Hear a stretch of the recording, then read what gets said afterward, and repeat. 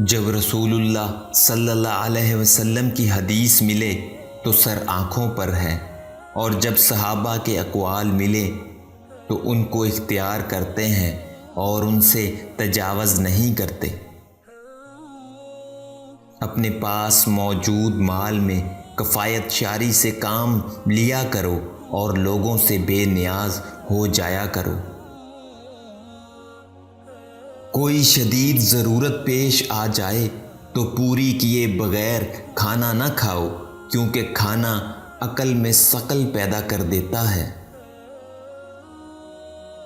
جب تمہیں یہ یقین ہو جائے کہ میں اہل عیال کی ذمہ داری اٹھا سکتا ہوں تو فوراً شادی کر لو، فائدے میں رہو گے۔ ساری کی ساری عزت تو اللہ تعالیٰ کے لیے ہے۔ اے مومنو، اس بات کو اچھی طرح سمجھ لو تاکہ تم کامیاب ہو جاؤ۔ اپنے نفس کا خیال رکھو اور لوگوں میں جو مشقت تم پر نہیں ڈالتے تم بھی ان پر مشقت نہ ڈالو۔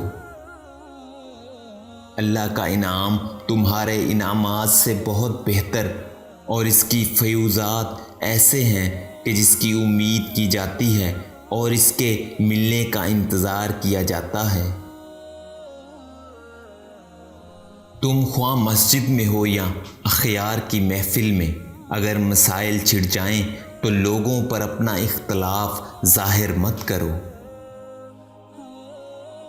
جو شخص علم کے معاملے میں کوئی ایسے انداز سے بات کرتا یا کہتا ہے کہ وہ سمجھتا ہے کہ اس کے بارے میں اللہ اس سے باز پرس نہ کرے گا، تو اس کو دین کے معاملات میں فتویٰ بازی کرنے کا کوئی حق نہیں ہے۔